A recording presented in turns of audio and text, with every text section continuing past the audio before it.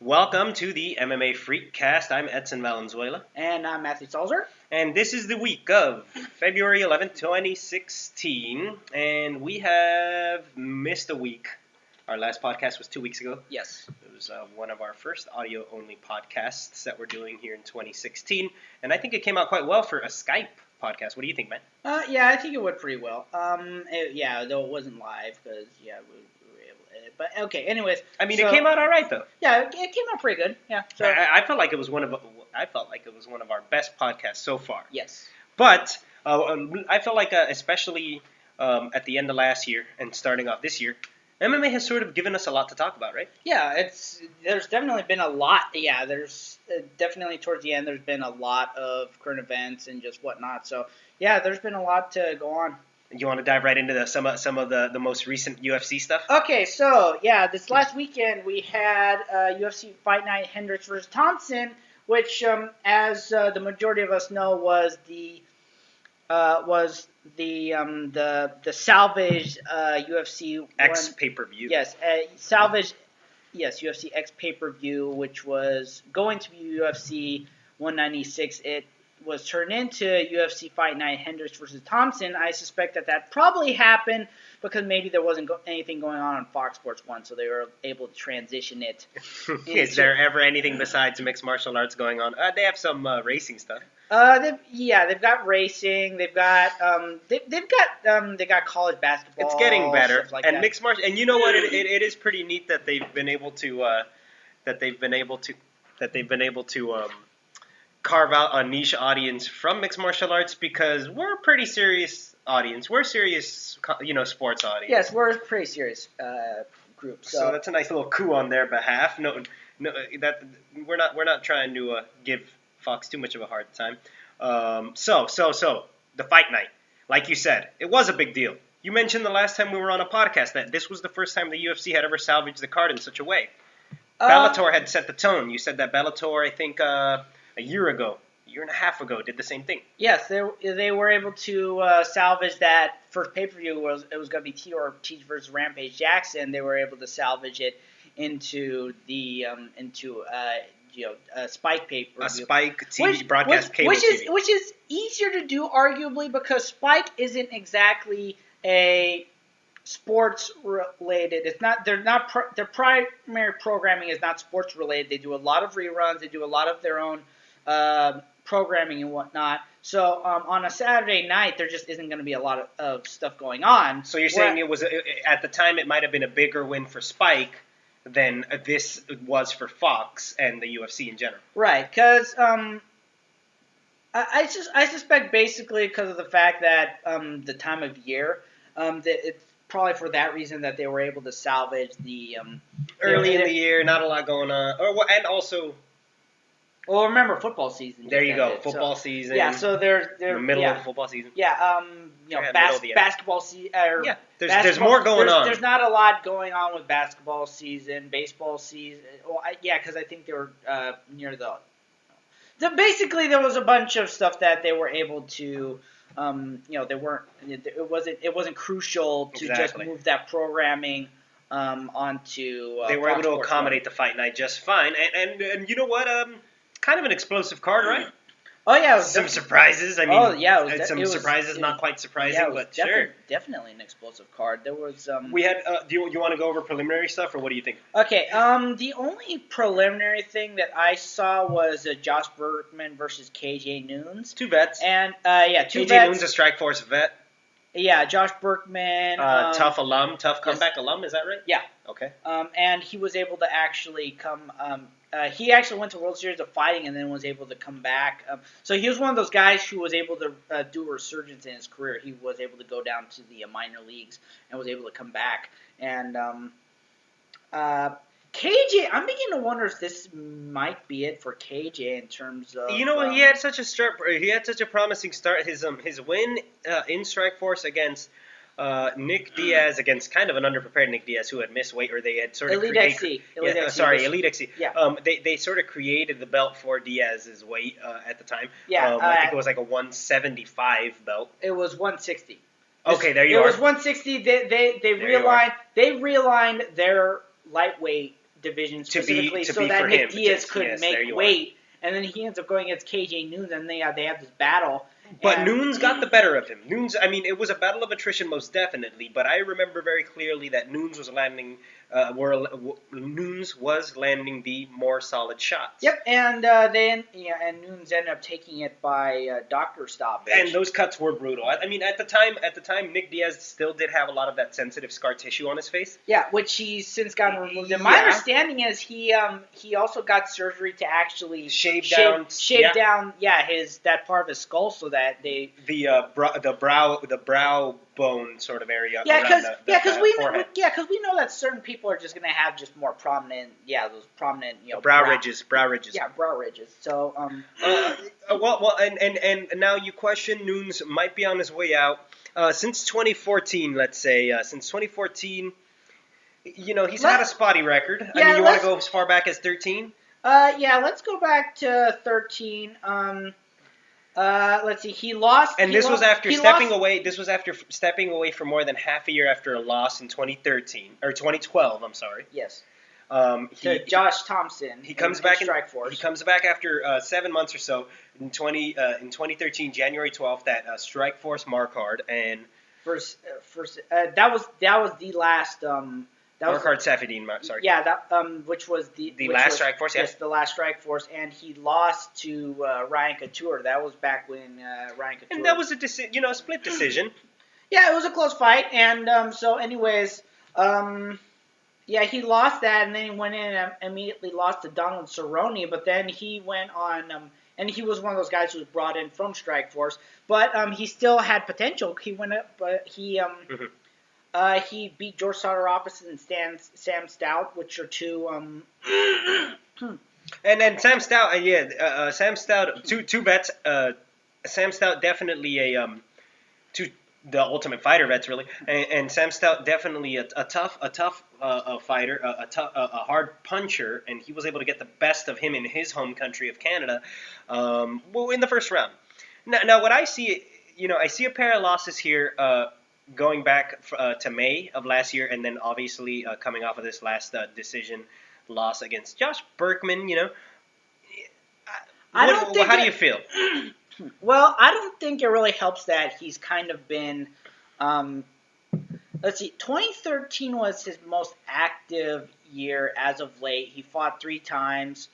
But he hasn't really been getting much inactivity. You think? Yeah, I think that works against him most. He's on a 2-fight losing streak. There's been guys who've been cut on 1 loss. To be fair, with the exception of the rear naked choke, the rest of the losses have been split decisions or decision losses.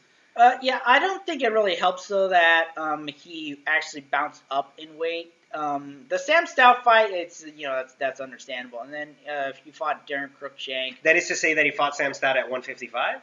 No, he fought Stout at welterweight. Okay. But he is not a welterweight. They did that for the second fight with Nick Diaz, but he is not a welterweight. He's a lightweight. He should be fighting at he shouldn't be fighting at welterweight. He's not a welterweight. Understood. So you think that it's that as far as you're concerned, he loses some of his power by moving up. Yeah, that was part of that problem. But his last fight against Josh Berkman, that was at lightweight. Berkman came down, and he's this was at the Hendricks Thompson fight night. Yeah, so and I saw the tail end of that fight. I didn't see the whole fight, but I saw the tail end of it, and he was being basically outclassed. He was being outclassed. So I don't know if that's going to be his swan song if they're going to release him from the UFC. It might be. I was going to say, there you go. It might be one of those. I mean, and sometimes being released from the UFC for an athlete is viewed as almost as being sent down to the minor leagues, right? Yeah. Where it's a situation where, sure, they're released from the UFC, but if a fighter does have a burning sort of passion for the sport and wants to continue to perform, it's bared out in the UFC that a lot of those that step away and go to lower level organizations find a way to work their way back up as long as they're able to crank out some wins. Yes, that is true. So, and it's like I said, it's unfortunate that. Well, one thing that I could see happening is that, which is a common alternative, is for KJ Noons. I could see if he gets released, I could see him going to Strikeforce, like so many fighters have, and he's worked with Scott Coker before. Speaking of which, they'd be willing to take him with open arms. I think we should finish. Let's finish up with the fight night before we move on. And another preliminary note that I think this is worth noting is that this very young, talented guy, Mickey Gall, and I'll talk about where he actually first came up to prominence later on as well. Okay. But Mickey Gall, his first appearance was his UFC debut, and he won it. When he was first seen by Dana White, he actually called out CM Punk. This win guarantees him a fight with CM Punk. So Mickey Gall, newcomer onto the UFC scene, a young prospect in a preliminary card for a UFC Fight Night, a fight that was featured on UFC Fight Pass. Yeah, it wasn't even on Fox Sports. It wasn't even on TV. He defeated Mike Jackson by submission. It was a rear naked choke in the first round, early in the first round, 45 seconds. He has secured himself a win and a fight with WWE superstar CM Punk. Yes, CM Punk. When did they announce this? When did they announce this? Brooks. When did they announce this? This was announced before this event was even going to take place. So he knew that what was on the line in his UFC debut was an opportunity at CM Punk. Yes, who will be making his MMA debut when he fights Mickey Gall. All right, that's some awesome news. All right, so let's bang out the rest of Fox Sports 1. Okay, so the main card, Mike Powell, longtime veteran, he actually hit. I think he hit 40. He's been around for a while. There, huh? Yeah, and I was impressed when I saw him go up against Sean Spencer and handily defeat him. This was he's one tough guy. He just goes out there and he fights and he wins it. And I think he got that was a fight of the night. Oh my gosh, he nabbed himself a nice little bonus and everything. I mean, it was a hard fought one. It came late in the third round, so it wasn't. He didn't steamroll exactly. He was kind of already winning that fight anyway, so it was solidly executed plan. Yeah, so he's I'm glad to see he's still going out there. I don't think he's ever really going to build it himself. I know that obviously the goal of every fighter is to build themselves up to a title shot. I personally don't think he is a good fighter, but I personally don't think he's going to work himself back up to that title shot. But I'm certainly glad to see exactly happy to see him. Yeah, he's still going out there and he's still getting a win. Yeah, he's still getting wins. So I'm glad to see that he's able to pull that. So anyways, that was a welterweight matchup. Yes, that was to open up the fight card. Then you had a light heavyweight fight between Misha. I think this guy was making his debut. Misha Cirkunov. Cirkunov. I'd like to say he's Russian. Latvian, but he's fighting out of Toronto. Out of Canada, yeah. He did have enough of an accent where it was prominent. So he fought Alex Nicholson and in a light heavyweight fight. Yes, and you caught this one. You did catch this fight between. I caught both of those fights. Cirkunov and Nicholas. He was already controlling that first fight in the first round. And then the second round, he goes against Alex Nicholson, and I should note that Alex Nicholson actually has a history of jaw injuries. Mishka Cirkunov got his back, and he didn't get a. He got his back and looked like a rear naked choke. Yeah, it looked like a rear naked choke, but he ended up turning it into a neck crank, as you could see from the results here. He was sort of twisting his head to the side, I guess, kind of caught him along the side of his head. Yes, but what ultimately ended the fight was he broke Nicholson's jaw. Get out of here! So what was this something that you think he was able to achieve with the sheer force of the neck crank, or like you said, this speaks to Nicholson's sort of issues with with this I mandible. think it was a combination of the two. My goodness, I've never heard of anything like that before. Yeah, well, and then they replayed it, and you could actually hear the jaw crack. I am happy I missed this one. Yeah, because I didn't hear it at first. I just kind of saw, I looked at that and I thought that's not full rear naked choke. Why is he tapping? But then I saw him grab his jaw and his jaw was kind of like unhinged. Oh goodness! And I was like, oh my gosh, not fun. Wow. And yeah, they replayed it and you just heard that go, and it's like, oh my. Yeah. So the Latvian by way of Canada is able to get the big victory. Yes. Big, violent, creepy, scary victory. And I think that was his. MMA. That was his debut. His MMA debut? No, his UFC debut. His UFC. Oh no, this is not his UFC debut. This is another. Second fight in the UFC, but definitely off to. Is he off to?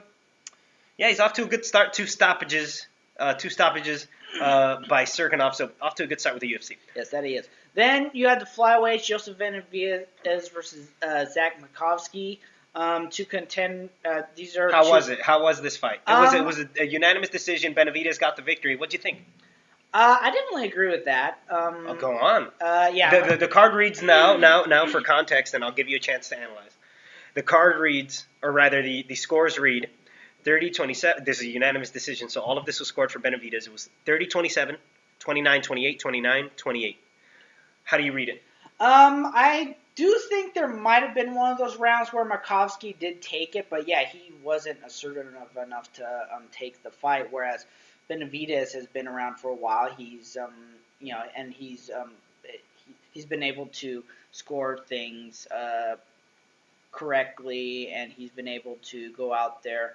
And so you think he's able to his experience? You think that it's his experience that won out here, not necessarily a winning performance. Yeah. Whereas Makovsky is a rising contender. I think he. Did you see Makovsky landing more important, maybe more meaningful shots? In one of the rounds, yes, I could have seen that, but Benavidez definitely was still pushing the action. He definitely did enough to win the fight, and I do think Makovsky is eventually going to fight for the title, and I think this is just a minor setback. I see. I don't think that's ultimately. I don't think this is his demise. I think he's one of those guys who's kind of, right now. He's a younger guy. He's kind of dancing outside that range of just being able to get a title shot just yet. Okay. But I do think he's eventually going to get there. He met a roadblock in a very competitive. And a very competitive fighter in Benavidez. Yeah, and we know how this goes because fighters, there's a variety of factors that lead to a title shot. There's timing.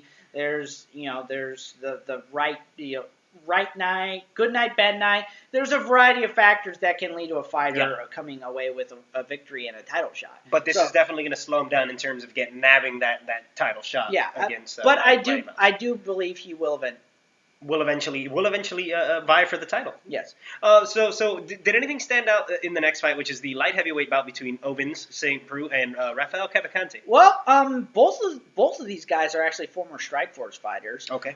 St. Preux, he was still coming to prominence when Strikeforce got bought out. All right. But sort of used it as a launching pad to bigger and better things in mixed martial arts. Yes.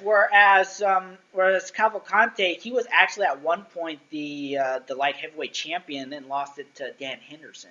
So this was kind of, I feel like for Cavalcante, this was more of a sense of urgency because he's coming off a couple of losses. Yeah, this is now his third loss in a row. And this was his third loss, a unanimous decision loss to Ovens St. Preux.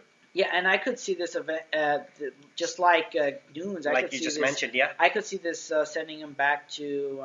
I could see this sending him to send him packing to elsewhere to elsewhere. Yeah. Let's take a look at. And I mean, anything else stand out really? I mean, Cavalcante maybe finds his way on the way out. Ovens St. Preux is able to bounce back from a loss. Yes. St. Preux. I definitely think that. St. Preux is one of those guys where he's a personal favorite of mine. He's a fan favorite. Yeah, he lost to Bader and he lost it to Shera, but we can see right there he was able to string. He was able to get wins right off the bat. Good wins, nice wins. Yes, so one against a former a former icon and still a legend, Mauricio Shogun, who that was actually an who incredible will be performance fighting by Rashad Evans at the next UFC on Fox. Has that ever happened? They tried to schedule that before it fell through. How that fun. was when Rashad was going through all those that major injury streak. When is that set for? That's set for April. Oh man! The next UFC on Fox. Yeah, and we were just talking about that. It's gonna be a cool next couple of months. We got some cool at least for UFC. We got some cool fights coming up. All right, so moving on. Let's not forget that next week on Friday is basically that throwback Bellator fight between Hoist Gracie and Ken Shamrock. Doing it some more. That's good. Bellator drawing the eyeballs. They draw the eyeballs. Even Yes. if it is the snoozes, it's the eyeballs too. Yeah. So moving on to the heavyweight bout that night. Yeah, Roy Nelson versus Jared Rosholt. Another unanimous decision victory. Yeah. Nelson, to his credit, did a good job in keeping Rosholt from getting any takedowns because Rosholt's NCAA champion in wrestling, but Nelson actually had some pretty good takedown defense, was able to keep him from actually getting too many takedowns, and as a result, he was able to get out to victory. Rosholt is another one of those guys who I'm not 100% sure that he will eventually fight for a title, but I could easily see him doing that. I think he's got similar potential to Cain Velasquez, except obviously he's not undefeated. He's got a few losses, but I think that he is one of those guys who could potentially get a.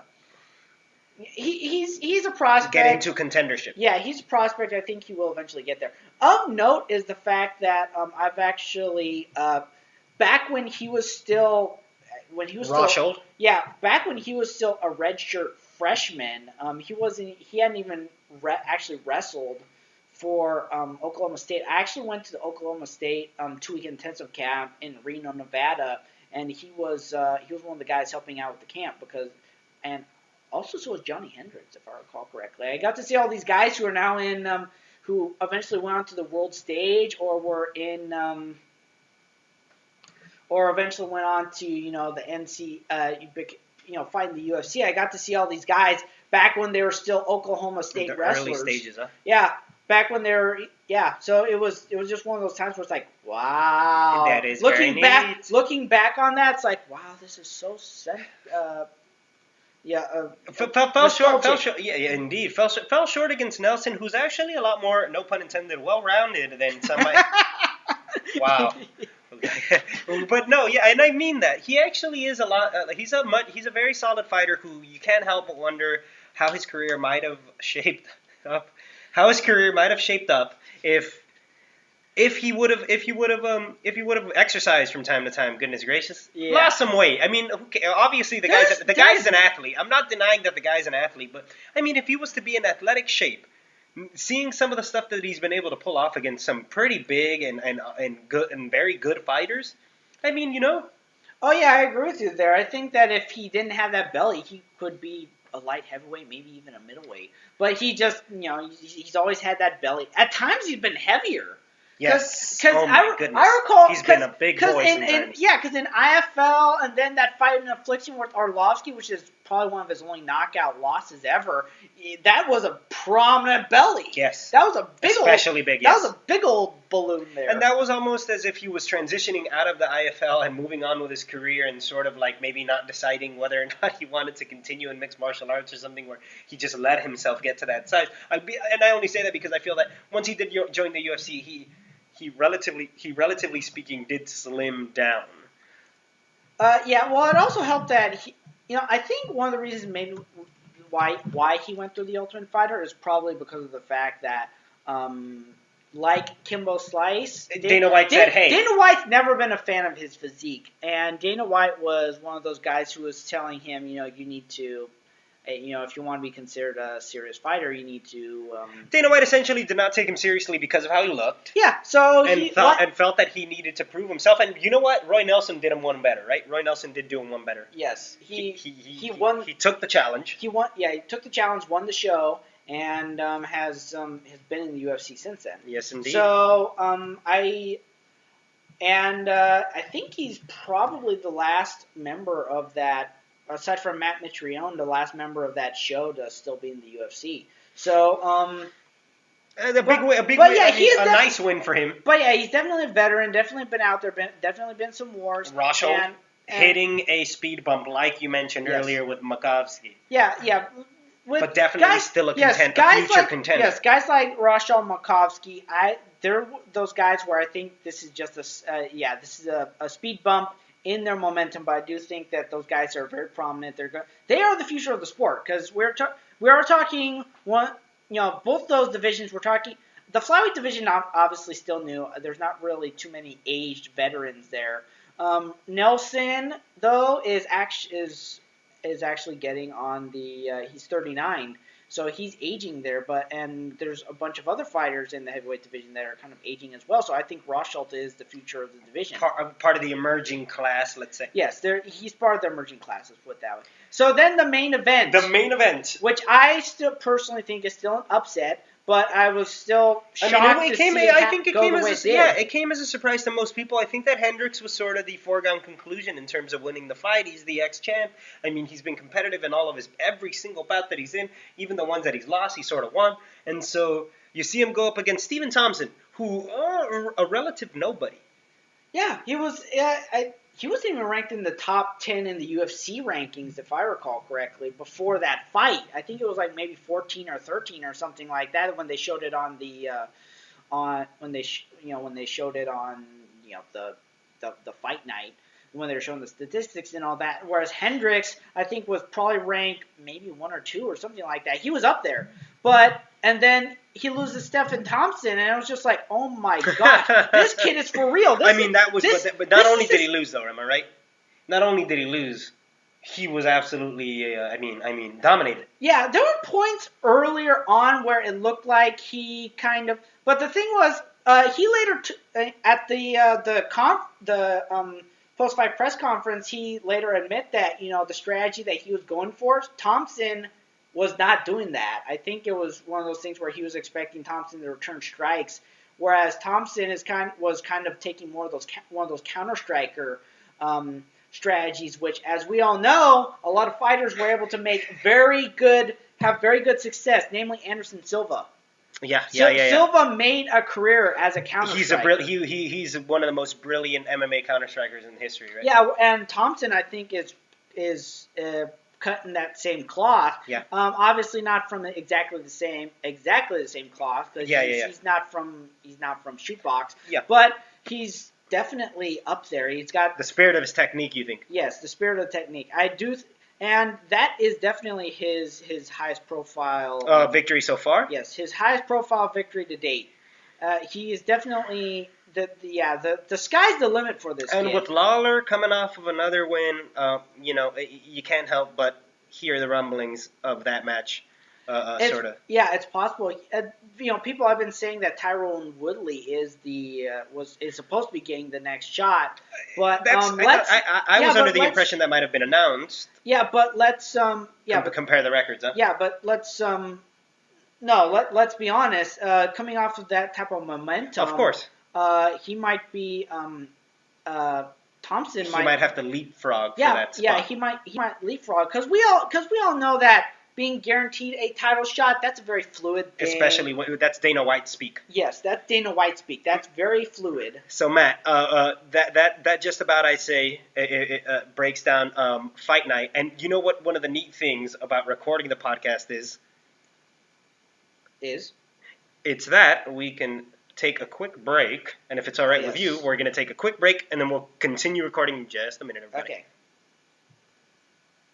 All right, everyone, welcome back to the MMA Freakcast, and, we just sort of broke down last week's UFC Fight Night, still sitting here with Matthew Sulzer. Say hi. Hi.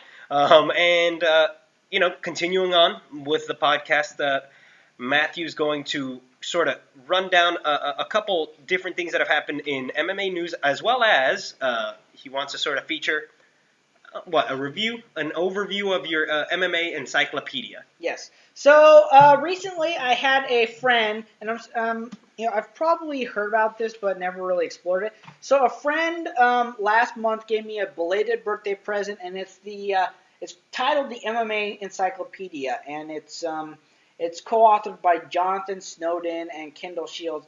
Snowden, I think, is a USA Today writer. Okay. So he's been covering the sport for a while. But this is it's a pretty good. It's definitely a pretty good overview of MMA. The edition I have was published back in 2010. Okay. But it's still got a wealth of information Yeah. up to that point. It's got every UFC event up to I forget which UFC, but it's got every UFC. It's got every UFC event up to that point. Every single Pride event. Mm-hmm. I mean, where else are you going to find like a breakdown of yes. almost a thorough breakdown of every single Japanese, the premier Japanese sort of organization's event. Yeah, and then it's also got some other events as well, and then it's got anything from fighters to fight techniques to organizations to. It's a pretty good thing, and I'm hoping that maybe they've done an updated. Oh, most definitely. I mean, I can't and imagine. Maybe an ebook edition as well. I mean, can you imagine just the wealth of information? I mean, as I was gonna say, what I was gonna say was, I think that something like this, something like an MMA encyclopedia, something that attempts to break down the history and really everything that has occurred in mixed martial arts and really leading up to the formation, the evolution of the sport, right? Through kickboxing, through no holds barred.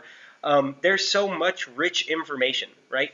Mixed martial arts is a culture, or as fandom for us combat sports enthusiasm. There's so much rich history and sort of and all these fascinating anecdotes that date back to just after World War II and even before then, and it just sort of it speaks to how sort of, like I said, awesome and rich the history can be for mixed martial arts. And I'm hoping that you're doing plenty of studying, Mr. Salzer. I haven't been doing as much with it since I first got it, but yeah, it's on the radar. I looked through it and I was just like, yeah, this is very prominent. I can use this. This is a tool. It is a tool that I can use. Especially when maybe I'm looking a little bit more into my top 10 list, because I do have to do research on that. I can use that, and it'd also be like say if the internet was out or something like that. There you go. I could write an article without the internet, and I could write it using that. A quick reference guide. Yes, so it's definitely very handy dandy. So I'm very excited about that, and I recommend it for anyone who wants to learn more about the sport. Like I said, hopefully there's some later editions, but it's like I said, very handy, and I do recommend it to anyone who just wants to know more about the sport. Mm-hmm, and honestly, I've always thought on and off maybe I could do a MMA history class or something like that. I'd use that as one of the textbooks. Well, there you are. And I mean, the way I see it again, the more information out there for prospective MMA or combat sports fans, the better. Well, and another thing is that just goes to show that if there's something like that out there, then there's obviously a passionate base. Yeah, well, not only that, but it also goes to show we aren't just a bunch of, the guys out there just aren't a bunch of... Cro-Magnon cavemen. Yes, yeah, we aren't just these alpha males trying to go out there and bash other guys' heads in or anything like that. Are you implying some of us might be intellectual about this?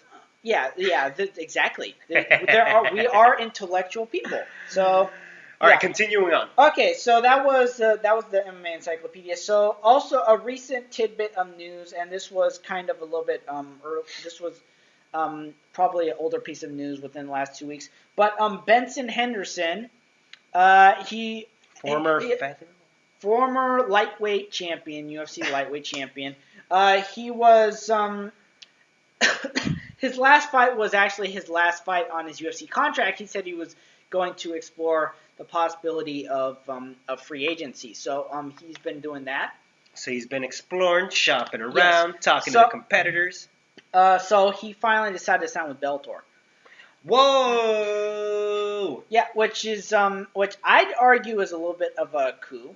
But there were also some, in talking with some other people, especially on the MMA forum, is the possibility that maybe he's not as marketable a fighter as maybe when he was champion. So it's possible that maybe this is better for his career, and the UFC isn't trying. As far as I know, they didn't try to, do any kind of a counter offer. So my guess is they're basically saying, okay, you can go and do your own thing with Bellator. Best of luck to you on that one.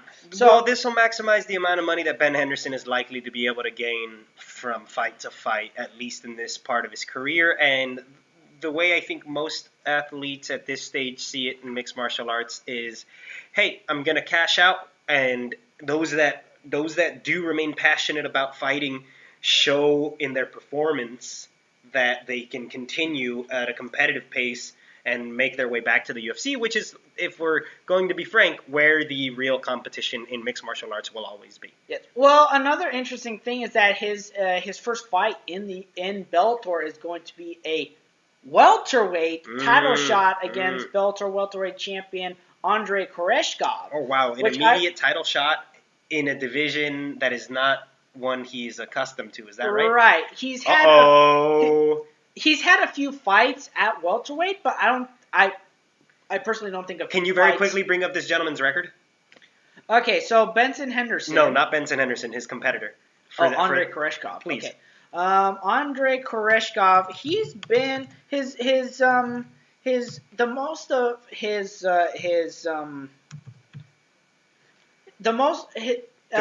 career. Bellator has been most of his career has been spent in Bellator. The most of his stateside career. Okay.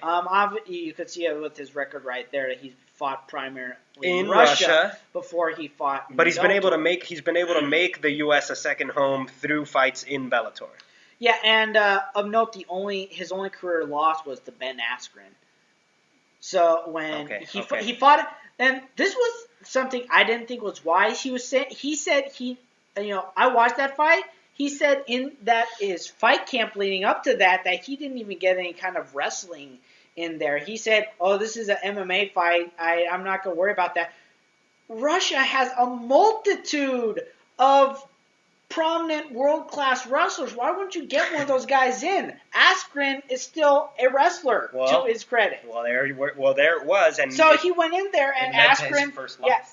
and Askren just went in there and smothered him, That's basically what Askren does. He goes in there and he smothers his opponents with his wrestling, which to me kind of makes me wonder why. To me, I've always wondered why isn't someone picking him up? Why did Bjorn Rebney let him go as the welterweight champion? This guy's going out there and winning fights, and he's just so dominant with his wrestling. Why are you going to let a guy like that go? And then I'm also thinking, why aren't you signing this guy? He's gone again. He's going out there and he's winning fights. Yeah. He's doing it in wrestling fashion, but he's winning fights. Why don't you sign him? Well, to me, that's just one of the mysteries. He's winning fights. He's doing it in the smothering fashion. It's like, why? How isn't that any different to BJJ fighters who go out there and try to grapple? No, that's absolutely true. I just don't understand that. Grinds your gears. And of course, Askren is now in ONE FC. I think he's halfway through his contract. He's got 2 more fights to go.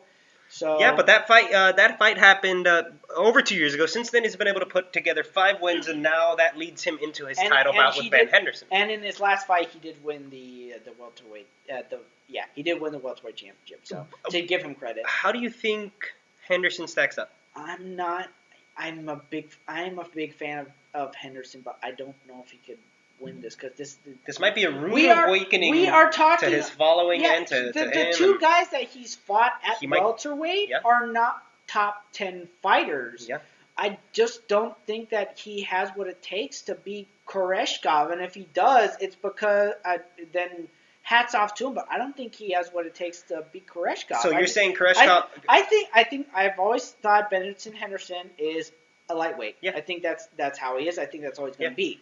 And obviously, he would have the chance to go back down to lightweight and fight Will Brooks for the title. But I don't think that he's I just don't think that that this is a fight. I don't think there's a fight he's gonna win. Well, there you have it. I personally don't think there's a fight that he's gonna win. If he does win, I'm gonna consider it an upset. There you have. I don't think he's gonna win. Koreshkov is ripe to spoil Henderson's Bellator premiere. And that would be interesting. That'd be interesting to see that happen. So that's coming up. And what else you wanted to what else did you want to touch on, Matt? Besides the Ben Henderson. Okay, so this is what I'm going to talk the most about, and that is the recent series Dana White looking for a fight. We're 2 or 3 episodes in now. We are officially 3, though they're calling the third episode 2. Now here's how they numbered it. They called the first episode a pilot, okay, and then it's episode 1 and episode 2. So even though there's 3 episodes, it's episode pilot, episode 1, episode 2. Okay, so Dana White looking for a fight. This is what they do. They go to various cities. They see Dana White and Matt Serra, is that right? Or is Dana White and a guest? Dana White, Matt Serra, and a friend of his who's only known as Nick the Tooth. I don't remember. We met that gentleman. He was at the Invicta fights. Nick the Tooth? Yes, he was definitely there. Oh, yeah, he was there. Yeah, he was definitely there. Yeah. So shout out to Nick the Tooth. Shout out to Tom Heffernan in Scotland. Oh, yeah, too. True. And shout out to Gabe Keith and everybody else. We missed that on the last podcast. Yes. So, Nick the Tooth. Nick the Tooth, Matt Serra, and Dana White. They've gone to in the 3 episodes. They've gone to 4 different locations. The first one they went to Louisiana, and then they went to, I'd like to say South Carolina, but so they went to 3 different locations around the country so far. Dana White's hinted that they might go outside the country, but they've gone to 4 different locations in 3 episodes, watching various prospects. And in that first episode, the pilot, which actually aired in 2015, what's the general format, you'd say? The general format is they hop on the plane, they're traveling around, and they see the sights, go grab some grub, and then they go and watch the fights. Okay. Actually, no, wait a minute. That third episode was actually it's been 5th. Actually, it's 5 locations, because in that second episode they went to Pennsylvania, and then they also went to New Jersey. So the format typically is they travel to the location, and then they see the sights, and then they go watch the fights. So typically the format of how they do it, regardless of whether they're doing 1 episode or 2 episodes, or 1 location or 2 locations.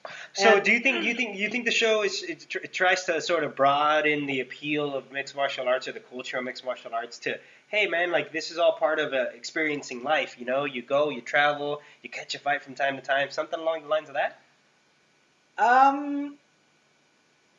Something like that. So so they actually in that pilot episode, that was actually the episodes where they saw Sage Northcutt. First saw Sage Northcutt fight, and it's funny because in that episode when it began, they're all 3 of them are making fun of Sage. They're thinking, oh, this guy's fake. He's because of his kind of more his pretty boy sort of style. Yeah, his pretty boy style look, and they're like, oh, this guy's a poser and stuff like that. And then he goes out and he beats the guy. Speaking of which, I really don't understand why there was such a backlash when Sage Northcutt lost. He's 19. Mm-hmm. Why are people like... People are ready to jump on someone who's sort of universally liked. You mentioned on the podcast yourself that the dude is a chick magnet, so to speak. Yeah, but I've also seen people call it like a fall from grace. A guy losing... The kid's an up-and-comer. He's a newcomer. An up-and-comer losing is not fall from grace.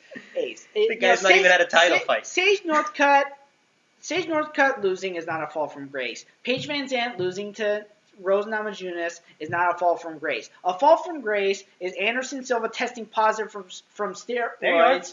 Ronda Rousey getting her head knocked off. Jose Aldo being laid out unconscious within 10 seconds. Actually, no. That's not a fall from grace. That's what I would call a setback. A fall from grace. It's a pretty big setback. Yeah. The reason why I call the Ronda Rousey loss a fall from grace is because of how she was acting up to that fight. Understood. That's what I call a fall from grace. And there's a fall from grace is something like major that spins that's very negative, whereas being knocked out in 10 seconds is pretty major negative, and being unconscious is not very graceful. But Jose Aldo's not a. He's not a talker. He's not a jerk. No, he's not. No, I don't consider that a jerk. For example, if Conor McGregor loses in this next fight, I'm gonna call that a fall from grace. Well, he's not a very graceful dude, so you can't apply that to him. Anyhow, that's going to be a fall, not a fall from grace. It's going to be a fall, and people are going to rejoice almost as much, maybe even worse, than when Ronda Rousey lost, because Ronda had some likable factors, whereas Conor is. Some people like Mr. Smack Talker. So with the Dana White series, is that a limited series? I'm not sure if it's limited. It's available on YouTube. The complete thing is available on YouTube. Okay. Also, I was talking about Mickey Gale earlier. Okay. Or Gall. Okay. However you pronounce it. That's where he appeared in the second episode and called out CM Punk there, and Dana White in the episode says, "I'm intrigued." Oh, and that sort of wraps back around with what we spoke about earlier. Mm-hmm. Mickey Gall now having earned himself his shot against CM Punk. So this actually... the crazy thing, that fight where he called out CM Punk, that was his debut fight. That's very awesome. Had an amateur record, and then in his debut fight, he's not only headlining that local card, he's calling out CM Punk. Yeah. This is Dana White actually almost giving you an inside look at how the process of scouting these fighters occurs. Is that right? Except for the fact that he claims that he has not done this in years. Okay. When he claims that when he first bought Zuffa, that's how he scouted the talent. Was for himself to get out there and meet some people. Yeah, whereas he hasn't done this in years. Considering how busy he's been with the UFC, that's understandable. Exploded in popularity. He's probably allowed local talents and maybe just watched on TV and stuff like that. He's probably done some. He's probably allowed some other kind of scouting to take place. I mean, subordinates of his. Yeah, subordinates and maybe just watching some stuff himself. Whereas nowadays, whereas he's wanting to get back out there again, and he's it sounds also of note is that there was this guy in Alaska who was winning a fight and then lost by a submission in the 5th round. Oh. And Dana White said that if the guy had won the fight, he would have invited that guy to the Ultimate Fighter. Well, it makes that guy feel nice to hear that, I'm sure. Yeah. Well, I could still see Dana putting him through the tryout process. Well, of course. I don't think it would have been this season though, because this season has light heavyweights. It doesn't have lightweight or flyweight it doesn't have that division's men. So maybe he'll do another. Maybe the fall season he'll do a tryout for that guy to be able to. He'll do a weight class for that guy to be able to try and do it. But yeah, you have no clues how many episodes are left. I'm thinking this might be a regular thing. All right. I don't think this is gonna be a limited run. I think that it's gonna make it a regular thing. Maybe he'll tone it down during the Ultimate, when the Ultimate Fighter's running. But I think this is gonna be probably a more regular thing. That's pretty neat, man. Because like I said, he's producing it on YouTube, so that's pretty neat. All right. And of note is because of the fact that it's on YouTube. I'd imagine parental controls would probably be a factor, but the language isn't even blurred out. Oh, very nice. They're throwing profanity left and right. Oh, that sounds all right. I like that. Oh, funny thing in episode 3 is that, or episode 2, is that Nick the Tooth claimed that he could actually grapple with Matt Serra. Uh-oh. When Serra got wind of this, they went to a local mat. This was in Alaska. Uh-oh. They went to the mat and Serra just schooled him. Youch. Yeah, so it's kind of like you may have won a BJJ championship. And what's that show called? Dana White Looking for a Fight. All right, Dana White Looking for a Fight. Check that out on YouTube. Check it out on Fox Sports. And Matt, you want to wrap us up with a couple of items. Actually, one thing I did want to address really quickly is briefly. Yes, super briefly is that, and then I'll get to those other brief items. Is that there's actually been a lot in terms of weight regulations that's been going on recently. ONE FC. Towards the end of last year, they actually had a fighter die because of weight cutting related issues. So they said they're going to institute this. They're going to institute a weight cutting regulations because they don't want something like that to happen again. It's one of those. It's similar to back when Tom Heffernan, which is at Heffy Jr. Heffy Jr. Writes for MMA Freak. He wrote an article about how, I think it's the World Boxing Federation. They do like a progressive weight cutting. Sort of a schedule. Yes, a weight cutting schedule. And ONE FC is going to do something similar. And recently, the California State Athletic Commission, in their monthly hearing, also said they're going to do something similar. So it's on the radar. Yeah. This sort of thing is on the radar, and it's a serious issue that state athletic commissions are taking a look at. Yes. Well, ONE FC is. It's a smaller, or is an organization. It's an organization. I'd argue it may be the third or fourth international championship because they're rocking it out in Asia. Okay. So but they're just finally getting some eyeballs and having that being taken seriously is probably a positive step. Yeah, and then the California State Athletic Commission is saying that they're going to be doing similar regulations as well, and they're also saying that they're also going to determine whether someone can make weight at a certain weight class or not. Because they'll use sort of their own statistics or rubrics to decide. Okay, this is a weight that you should probably be at around here. Right. Well, okay, so that's very informative and pretty neat. Pretty neat that they're actually finally looking at that. Okay, so moving on. Final thoughts. Final set of items. Okay, final thoughts. So I am working on tallying the votes for the final MMA Freak Award categories, and I'm actually going to show you you could see I have the bracket here. So it's not complete yet because I haven't tallied all the votes, but I do have it going on I do have it going on. Hoping to get those up probably by later today. So I'm gonna get that. I'm working on that, and then I'm also working on my top 10 fights for January. Okay. So I'm getting those done, and so we got some top 10s coming, and then a couple new things on the site this week. Let's see. You had the reviews, the written reviews for the UFC Fight Night. You have your Around the World MMA, right?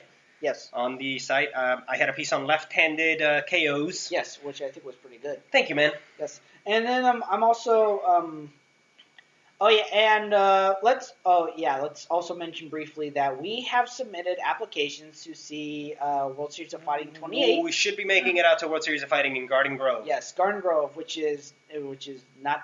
It's closer to us than Invicta. It'll be even closer. Invicta, yeah, it's closer. So we should be making it out there. Yeah, most definitely. We're just happy to be in Orange County and have the opportunity to be able to see a lot of different sort of fight cards right here at home. Especially with MMA coming to us. Yes. There were rumblings that there was going to be a UFC event at the Honda Center. I have no idea if that's going to happen now because they were saying that it was going to be an April event. So it's it's coming up if it's coming up. Yeah, it's coming up. My understanding is April set. So I see. So it'd be beyond that. It'd probably be later this year if it does happen. Hopefully Bellator comes back to Pechanga. Yeah. They go out to Pechanga on a regular basis. So hopefully maybe they can go back there. Road trip. Okay. Yeah. Okay. So that's it for now. And catch us at the website MMA Freak, MMA-freak.com. And Twitter's at MMA Freakout. Yes, indeed. We also have a Facebook page. Yes, MMA Freak. And so I am at Matthew Zoller. On Twitter, that's his Twitter handle. And I am at Edson_V. And Edson Valenzuela here. Yep, Matthew Zoller. And thank you all again. See you all next week or the week after. Yep, thank you all and see you next week.